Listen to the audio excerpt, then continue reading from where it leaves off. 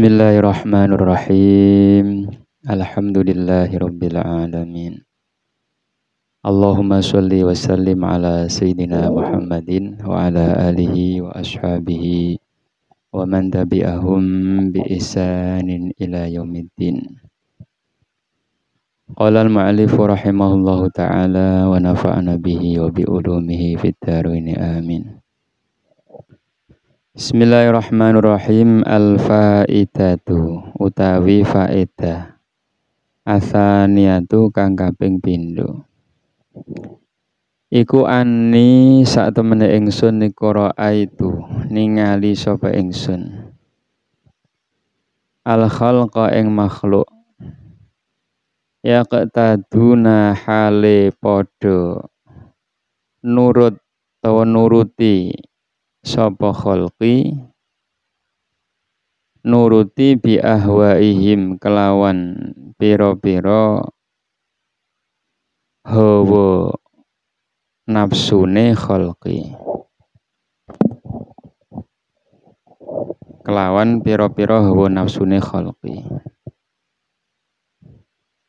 wa yubadiru lan padha agi-agi sapa khalqi mang ila muradati anfusihi maring pira-pira perkara kang den karepake pira-pira nafsune khalqi. Fata'amal tu mongko angen-angen sapa ingsun qaulahu ing dawuh Allah taala rupane dawuh wa amma man khafa maqama rabbih wa nahan nafsa 'anil hawa fa innal jannata hiyal ma'wa wa amman lan anapun utawi wong khafa kang wedi sapa man maqama rabbih ing kedudukane utawa pangkate pangerane man wa nahala nyegah sapa man an nafsa ing nafsu dicegah anil hawa sangking kecenderungan kang ala. Hawa ini maknane kecenderungan kang boten sae niki hawa. Orang-orang yang seperti ini fa innal jannata mongko iku sak temene swarga hiya al jannah al-ma'wa iku panggonan netep nggih. Wa tayaqon tulan ngiyakini sapa ingsun anal Qur'an ing sak temene Al-Qur'an hakun iku bener. Shadiqun ya tegese bener. Fa badartu mongko agi-agi sapa ingsun ila khilafi nafsi maring nulayani nafsu ingsun wa tasyammartu lan semangat sapa ingsun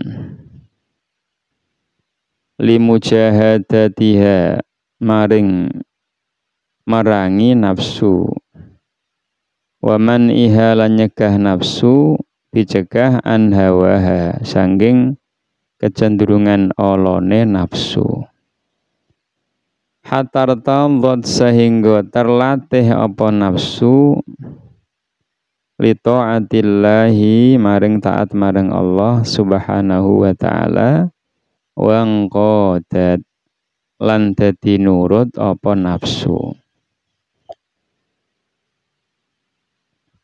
Poin yang kedua, apa yang dipelajari Al-Imam Hatim Al-Assam kepada gurunya Al-Imam Asy-Syaqiq Al-Balkhi. Ini menika tentang nafsu atau hawa nafsu. Jadi nek nafsu niku aslinya tasik netral nggih. Kata-kata nafsu niku tasik netral. Kantun mangke nafsu menika dipun sandingno kalian lafat apa? Nek nafsu amarah berarti nafsu sing elek. Tapi mangke nek wonten nafsu mutmainnah berarti nafsu sing sae. Jadi nek nafsu niku tasik netral. Kemudian Al-Qur'an menika sering mencela kenapa orang itu terjerumus ke dalam keburukan karena dia mengikuti hawa nafsu. Hawanya yang harus dihati-hati niku hawanya. Nek nafsune niku tasik netral. Nah, nafsu niku punya kecenderungan buruk. Nah, itu namanya hawa. Al-hawa. Hawa itu bisa juga dari kata al-huwi, yaitu turun. Jadi manusia itu kan dia punya kecenderungan langit, punya kecenderungan bumi. Kalau dia punya kecenderungan yang hubungannya kalian bumi, contoh nggih kayak mangan, kayak ngombe, kayak seneng dunya, niku kecenderungan ke bumi. Itu namanya hawa. Al-huwi itu artinya adalah kecenderungan yang turun. Tapi manusia juga punya kecenderungan naik. Naik mendekati Allah. Itu nafsu masih netral. Kantor mangke nafsu menika kudu dididik. Ketika punya kecenderungan tidak baik, kudu direm. Nikilah sing temen iki dingendikaken wa amma man khafa maqama rabbi wa nahan nafsa 'anil hawa. Mencegah nafsu dari kecenderungan yang tidak baik. Maka kata Al-Imam Hatim, banyak manusia itu mengikuti hawa nafsunya, sedangkan aku memikirkan atau mengangan-angan dawuh Allah Subhanahu wa taala ayat wa amma man khafa maqama rabbih wa nahan nafsa 'anil hawa fa innal jannata hiyal ma'wa. Artinya orang itu kalau ingin masuk surga harus mencegah nafsunya dari kecenderungan yang tidak baik dalam segala hal. Dalam segala hal, bukan hanya dalam masalah makanan, nggih. Kita punya keinginan banyak sekali. Kira-kira yang itu mengikuti hawa itu dilereni aja diteruso. Ya, putih ra kabrah, nggih. Kemudian beliau mengatakan, saya meyakini bahwa Al-Quran adalah yang benar, maka aku segera betul-betul mencegah nafsuku dari hawanya. Aku latih terus-menerus sehingga nafsuku menjadi terlatih untuk taat pada Allah dan menjadi nafsu yang nurut, yang tunduk kepada perintah Allah.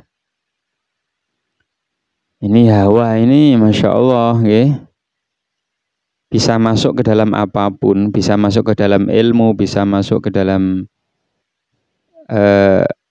keluarga, bisa masuk dalam kekuasaan, macam-macam. Jadi hawa itu yang mencegah seseorang dari menuju kepada Allah. Maka di dalam satu cerita atau kisah perjalanan kepulangan Rasulullah ketika setelah perang Badar itu kan, di antara kalam beliau Rasulullah mengatakan raja'na minal jihadil aswar ila jihadil akbar. Kita pulang dari jihad yang kecil menuju jihad yang besar.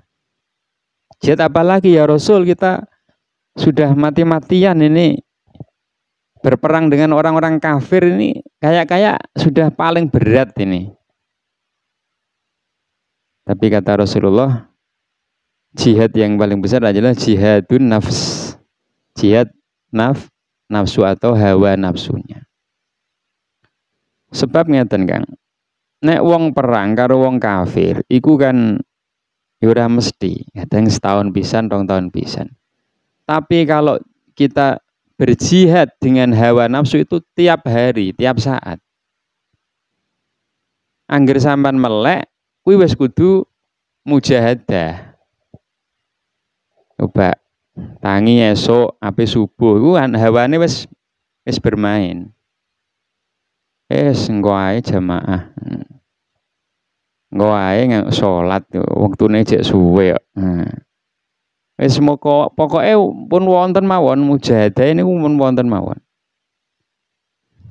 Ya itulah yang dikatakan jihadun nafas itu adalah perang yang terbesar. Kenapa? Karena setiap saat kita itu ada potensi untuk mengikuti hawa dari nafsu.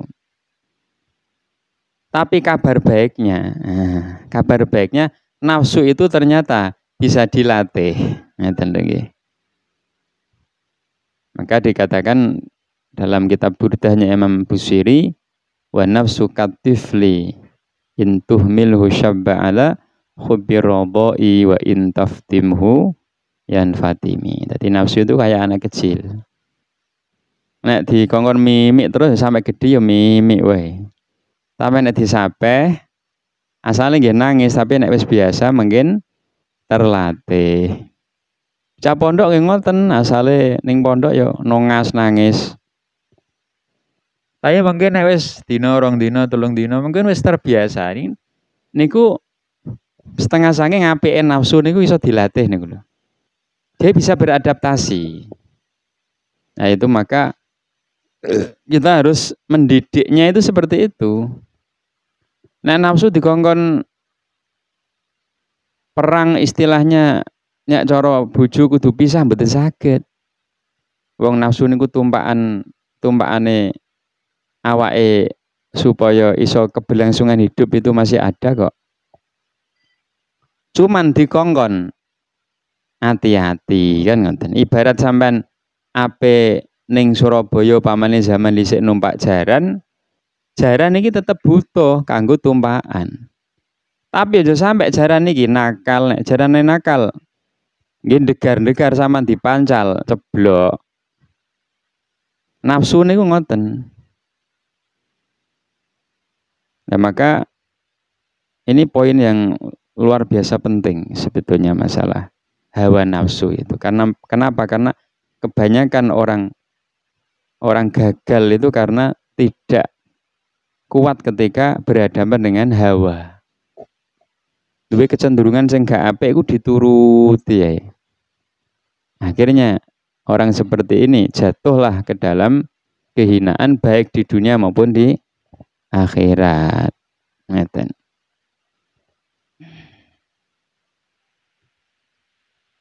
Qala al-faidatu salisatu. Utawi faedah kang kaping 3. Iku ani iku sak temene ingsun. Ra'aitu iku ningali ingsun kula wahidin ing saben-saben wong suwiji. Inan nasi saking menungso yas'a ingkang berusaha. Asale makna lumaku ya, secara makna umum berusaha. Sapa wahid fi jam'i khutamid dunya ing dalem ngumpulaken bondo dunya. Summa yumsiku monggo nuli ngeker sapa wahid hu ing khutamid dunya qabidun halung kang gegem ya dahu ing tangane wahid alaihi ing atase khutamid dunya. Faedah yang ketiga, bahwa aku melihat kebanyakan orang itu mengumpulkan harta benda, setelah itu kemudian harta ini disimpan dan kalau perlu jangan dikeluarkan. Digegem ya. Tapi aku mengangan-angan tentang firman Allah, fata'amal tu monggo angen-angen sapa ingsun fi qouli ta'ala ing dalem dawuh Allah taala, ma indakum yanfadu wa ma indallahi baqu. Ma utawi apa wae indakum kang ana ing dalem sanding sira kabeh yanfadu iku ilang apa ma utawa entek apa ma. Bahasa Indonesia ini sirna. Wa ma lan utahe apa-apa indallahi kang ing dalem ngersane Allah baqin iku langgeng. Fa badzaltu monggo nyerahaken ingsun mahsuli ing perkara kang ingsun hasilake ngoten mawon. Ing perkara kang ingsun hasilake minat dunia saking dunya ingsun serahaken liwat sihillahi maring zate Allah taala. Fa farraqtu mongko bagi-bagi ingsun hu ing mahsuli mang bainal masakini ing dalem antarane pira-pira wong miskin. Liyakuna supaya ana apa mahsuli utawa bondo mang lukhron iku dadi simpenan li kedue ingsun indallahi ta'ala ing dalem mungguhe Allah ta'ala. Indallahi ta'ala ing dalem mungguhe Allah ta'ala. Sing nomor 4 iki tentang carane supaya loman nggih. Sebab nek jare sebagian kiai menungso kawit lahir iku kan wis duwe penyakit bakhil. Lah kok ngono, Pak? Jarene iku kan nek bayi lahir kan gegem. Nah, gegem iki tondo apa-apa kaya kepengin dikuasani. Tapi mangke nek mati tangane wis mbegar. Mbegar berarti ya ucul kabeh. Nah, maka penyakit yang namanya gegem niki kudu dimujadahi juga.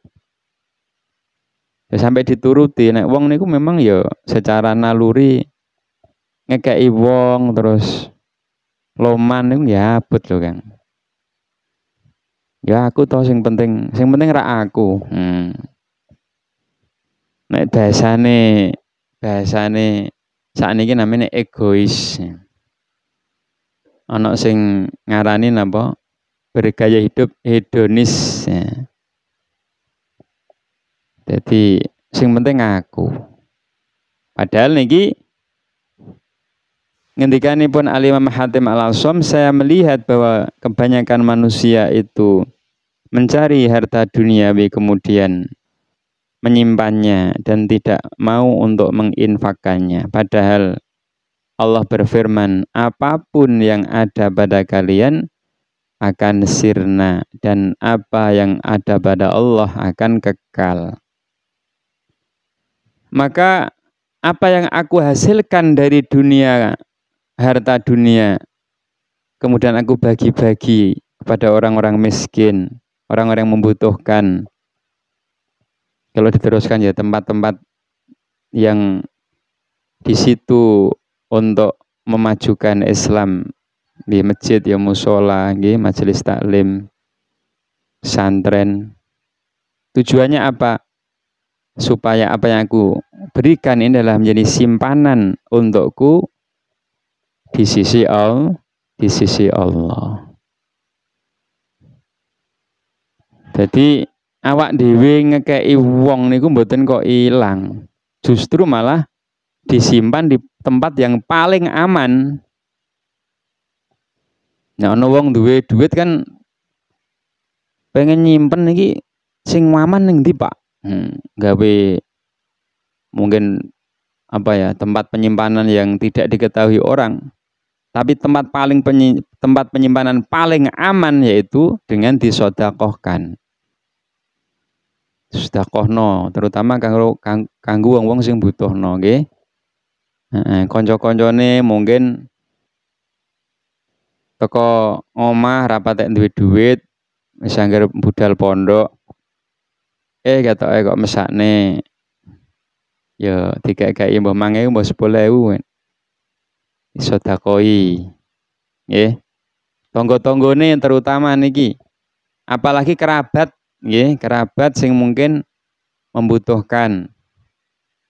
Kadang-kadang nggih nyuwun sewu awak dhewe niki perhatian nggone wong liya ora perhatian nggone kerabat.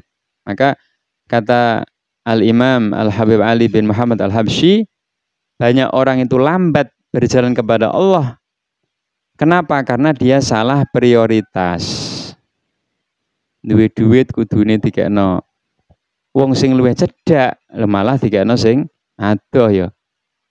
Ya ngekeki wong ya apik, Kang, tapi skala prioritasnya kan wal aqrabuna aula bil ma'ruf. Sing paling cedhak nggih lebih berat untuk diberi kebaikan. Seperti itu. Wah, ini belajar loro itu luar biasa.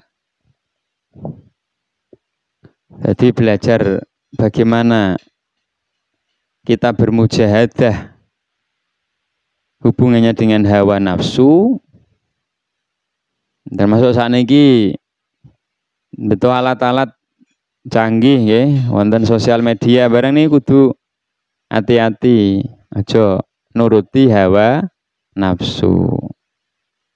Kecenderungan yang buruk jangan dituruti. Ngerti lho abang-abang terus pengen Pak api apa iki Pak. Nah iya nek.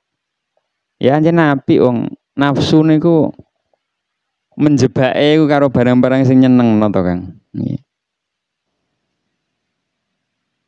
Lah ya wong hadiah swarga masuk kok cara ujiane masuk apa ya sing ringan-ringan kan mboten. Ibarat sampean lomba kayak nek lomba nglebokno nek keran ya hadiah ya kerupuk pamane to apa nggih. Lagi hadiah swarga ya masuk ujiannya kok mau enteng-enteng kayak kepenak men. Kenikmatan yang selama-lamanya memang ya kita berusaha tenanan. Tapi ya kabar baiknya tadi Gusti Allah niku ndamel nafsu niku bisa dididik, bisa dilatih. Maka dari itu paling kepenak cara zaman akhir nggih kumpul tiang soleh nggih. Teng pesantren, teng masjid atau yang lain. Kenapa? Karena sadar atau tidak nafsu kita nanti akan terdidik baik. Nggih. Nggih mboten kok kowe tok merangi nafsu tapi ketika kita mau berkumpul dengan orang-orang soleh itu mungkin nafsune pun terlatih baik.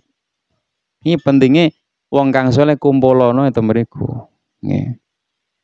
Ini Kanjeng Nabi piyambak dawuh alaikum bimujalasatil ulama.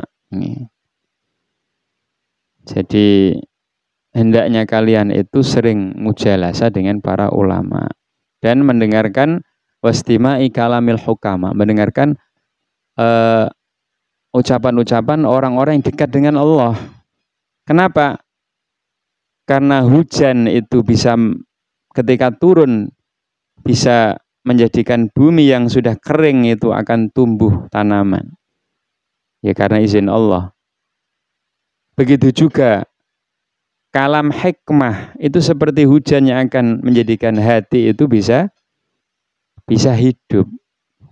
Seperti itu. Itu kabar baiknya bahwa nafsu itu bisa dilatih.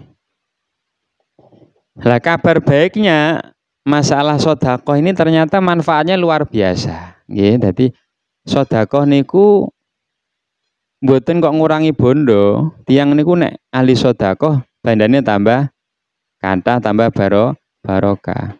Ning donyane pun diketinggalaken asar atau bekas-bekas daripada dia bersedekah, belum lagi simpanan dia di sisi Allah akan kekal selama-lamanya. Almar'u ala dhilli sadaqatihi yaumal qiyamah. Bahkan besok di hari kiamat itu orang akan dinaungi oleh sedekahnya.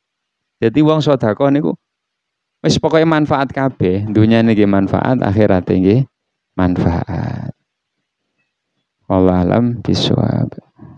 Allahumma anfa'na bima 'allamtana wa 'allimna ma yanfa'una wa zidna